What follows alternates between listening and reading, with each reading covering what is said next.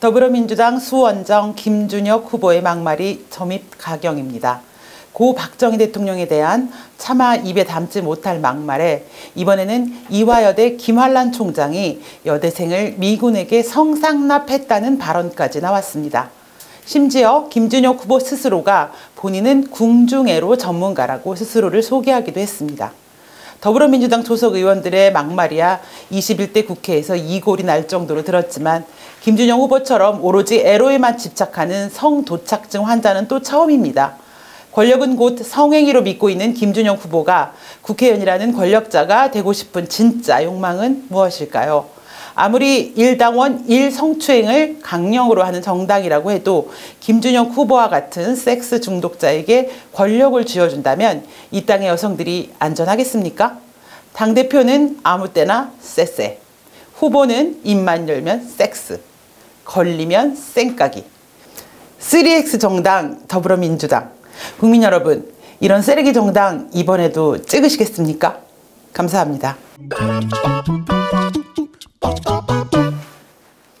조국혁신당 비례 1번 박은정 후보가 1년 9개월 동안 출근도 하지 않으면서 급여 1억 원을 받아갔습니다. 연차 내고 병가 내고 연거푸 또 병가 내서 법무부가 반려하자 소송까지 내가면서 땡땡이 쳤는데요. 그렇게 아프다는 사람이 정치하자니까 자리에서 벌떡 일어나 조국혁신당에 합류했습니다. 역시 금배지가 만병통치약인가 봅니다. 그런데 눈여겨볼 부분은 여기입니다. 박은정 후보가 꾀병 부리며 땡땡이 친 직장. 서울에서 근무하던 박은정 후보는 이곳에 발령받자 땡땡이를 쳤는데요. 그곳이 바로 광주지검 중요경제범죄조사단. 경제 관련 고소고발, 각종 사기 사건을 다루는 민생과 직결된 분야입니다. 부장검사 박은정이 땡땡이 친 1년 9개월 동안 사건 처리는 늦어졌을 테고 결국 전라도 분들만 피눈물 흘리셨을 겁니다. 그리고 이것이 호남을 다루는 이들의 방식입니다. 강원도에는 3개나 있는 의대가 전라남도에는 없습니다. 인구 150만 도시 광주에는 백화점 하나 없고요. 민주당을 계속 찍으면 어떤 미래가 펼쳐질까요? 호남을 보십시오. 민주당의 미래는 호남입니다. 변함없이 투표하면 여러분의 삶도 변하지 않습니다. 감사합니다. 민주당 남양주갑 최민희 후보가 쓴 책이 화제입니다. 아이에게 양귀비 달인물을 먹이면 배탈이 낫는다느니, 아니 양귀비는 또 어디서 구했대요? 또 인도인들은 히말라야 정기를 받아서 정력이 세다느니. 앞거는 이건데요. 새끼손가락은 여성의 성기 깊이, 남성의 성기 길이를 나타낸답니다. 어머, 이재명 대표 짜리몽땅하네요.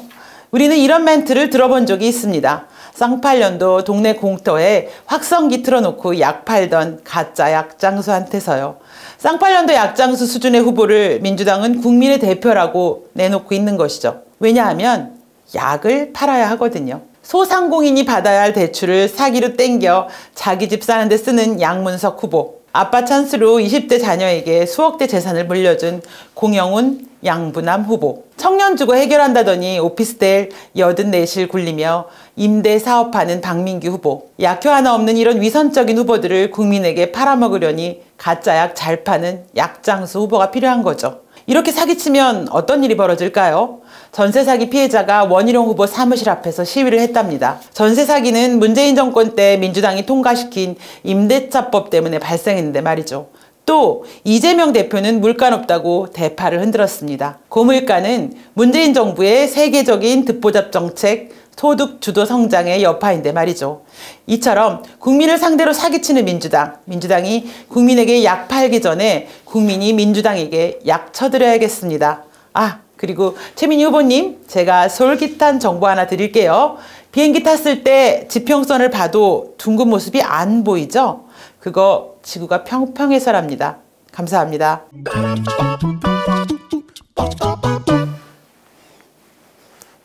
국민의힘 당원 및 지지자 여러분, 기적같은 힘으로 윤석열 대통령을 당선시킨 지 2년이 되었습니다. 우리가 뽑은 대통령이 무레배 같은 의회 독재에 시달리며 민생을 돌보는 것조차 제대로 허락되지 않았던 그 암흑 같은 시간을 우리는 22대 국회를 반드시 정상화시켜 나라다운 나라를 만들자며 견뎌왔습니다. 이제 22대 국회의원을 뽑는 날이 불과 8일 남았습니다. 700일이 넘는 기다림에 결실을 맺어야 합니다. 그러나 언제나 정세는 녹록지 않습니다. 범죄자들은 피해자의 탈을 뒤집어쓰고 외려 핏대를 높이며 대통령을 비난하기에 여념이 없고, 이념 과잉의 노예가 되어 오늘의 대한민국을 제대로 보지 못하는 사람들은 여전히 범죄 세력을 지지하며 대한민국을 흔들고 있습니다. 또 크고 작은 시련 속에 우리가 지치고 힘들어하는 틈을 타 대통령과 비대위원장을 흠집내며 자기만 진짜 보수라며 우리를 분열시키는 사람들도 있습니다. 그러나 여러분, 탄핵의 광풍을 딛고 우리는 5년 만에 우리 대통령을 세운 저력이 있는 훌륭한 시민들입니다. 호시탐탐 공산화를 노리는 세력을 물리치고 자유민주주의를 지켜온 시민들입니다. 민생이라는 이름으로 국민의 표를 몇 푼 안 되는 돈으로 사려는 저질 포퓰리즘 정치 세력에 속아 넘어가지 않는 당당한 시민들입니다. 이제 8일, 지난 700여일간의 기나긴 기다림이 결실을 맺을 시간이 8일 남았습니다. 어렵습니다. 힘이 듭니다. 다소 우리들의 성에 차지 않습니다. 그러나 적어도 저 범죄 세력에게 나라를 내어주어서는 안 되지 않습니까? 2조 범죄 집단을 막기 위해 우리는 못할 것이 없습니다. 누구와도 손잡을 수 있고 어떤 어려움도 견딜 수 있고 어떤 치욕도 견딜 수 있습니다. 힘을 냅시다. 잠시 주저했던 발걸음, 마지막 남은 힘을 다해 한 걸음만 더 나아갑시다. 승리를 확신하는 시민의 정당한 걸음을 막을 수 있는 것은 아무것도 없습니다. 우리의 마음을 흔드는 그 어떤 소리에도 행동에도 귀 기울이지 맙시다. 오직 앞만 보고 승리만 보고 나아갑시다. 12척의 배로 명랑해전을 승리로 이끌었던 그 심정으로, 지금 내가 아니면 안 된다는 그 마음으로 주변에 관망하는 이들의 손을 잡고 전장으로 나갑시다. 감사합니다. 이제 22대 국회의원을 뽑는 날이 불과 9일 남았습니다. 8일로 해야 돼요. 8일로 해야 돼. 저도 그 생각. 아, 내일이구나. 네. 아씨. 아, 그거랑 선거를 하루만 미뤄달라 그럴까? 8일 이거 2개밖에 없죠? 2개밖에 없어. 네, 그죠? 또 있으면 잘라 그냥. 합성해 8일 이렇게.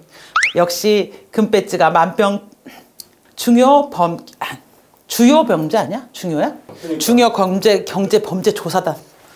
아, 저기 힘들겠어 앵커들. 중요 경제 범죄 조사단.